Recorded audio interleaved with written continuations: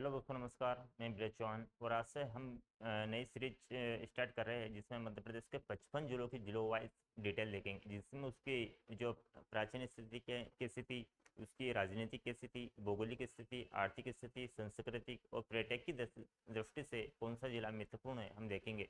और आज से हम स्टार्ट कर रहे हैं भिंड जिला, जो मध्य प्रदेश का जो सबसे उत्तरी जिला है। भिंड जिले से स्टार्ट कर रहे हैं, देखते हैं भिंड जिले के बारे में।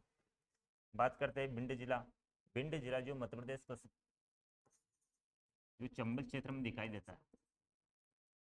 चंबल उत्तरी जिला कौन सा है? उत्तरी जिला। यहाँ पर चंबल नदी बहती है।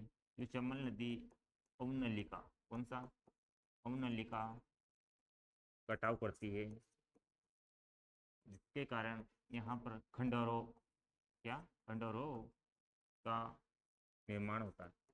निर्माण जिनको हम भेड़ भी बोला जाता है। क्या बोला जाता है? बिहड़। भेड़ ये डाकुओं के छुपने के लिए सर्वोत्तम जगह थी, डाकुओं के छुपने के लिए। बात कर बात करते हैं भिंड जिला। भिंड को बागियों का गढ़ भी माना जाता है। और इसकी ऐतिहासिक स्थिति कैसी रही है? इसका जो नामकरण हुआ था वो ऋषि भिंड के नाम पर इसका भिंड नाम पड़ा था। इसका प्राचीन काल में देखते हैं कि जो शिशुपाल का जो शासन कहाँ हुआ करता था प्राचीन काल में, भिंड जिले में हुआ करता था। भिंड जिले में दो प्रसिद्ध किले देखने को मिलते हैं, एक तो गोवत का किला और एक आटेर का किला। कौन कौन से? गोवत और आटेर का किला। 1948 में यह मध्य भारत का हिस्सा बना। फिर 1 नवंबर 1956 को यह मध्य प्रदेश का हिस्सा बना। मध्य भारत यानी कि पार्ट बी। कौन सा? Part B. 1948 में इसकी दो राजधानियां हुआ करती थी, एक तो ग्वालियर। क्या? एक तो ग्वालियर और एक इंदौर। 6 महीने को उपरांत इसकी दो राजधानी चेंज हुआ करती थी, ग्वालियर और इंदौर। बात करते हैं अगला है कि भिंड जिले की भौगोलिक स्थिति क्या है। भिंड का जो गोवत मध्य प्रदेश का सबसे कम वर्षा वाला क्षेत्र है। कौन सा? गोवत। गोवत एक तहसील है भिंड जिले की, ये जो सबसे कम वर्षा वाला क्षेत्र, कम वर्षा वाला क्षेत्र। वो मध्य प्रदेश में सबसे ज्यादा वर्षा कहाँ होती है? अधिक वर्षा वाला क्षेत्र कौन सा है? पचमढ़ी। कितनी होती है अधिक वर्षा वाला क्षेत्र? पचमढ़ी, जहाँ पर 199 सेंटीमीटर वर्षा तक देखने को मिलती है। कहाँ पर? पचमढ़ी में। और सबसे कम वर्षा वाला क्षेत्र कौन सा है? भिंड का एक तहसील हो तो वहाँ पर सबसे कम वर्षा वाला स्थान।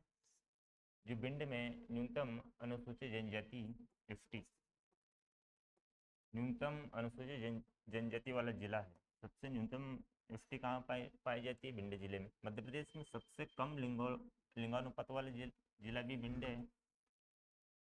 और यहाँ पर प्रमुख नदियाँ दिखाई देती है। बात करते हैं कि चंबल, सिंध, क्वारी और पाई। चंबल नदी की हम बात करते हैं कि मध्य प्रदेश की उत्तरी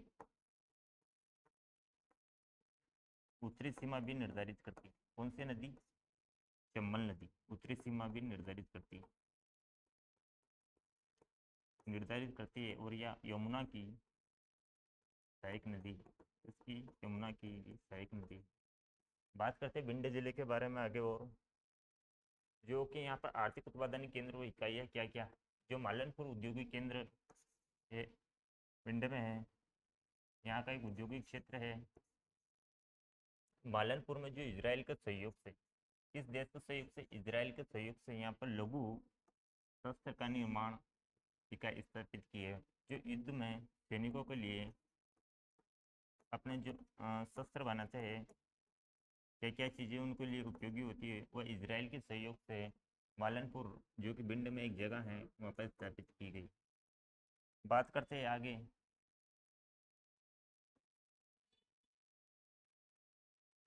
इसकी संस्कृति और पर्यटन क्या है? यहाँ पर जो राउतपुरा सरकार और रेणुका माता का मंदिर और वनखंडेश्वर मंदिर भी देखने को मिलता है। यहाँ जो पृथ्वीराज चौहान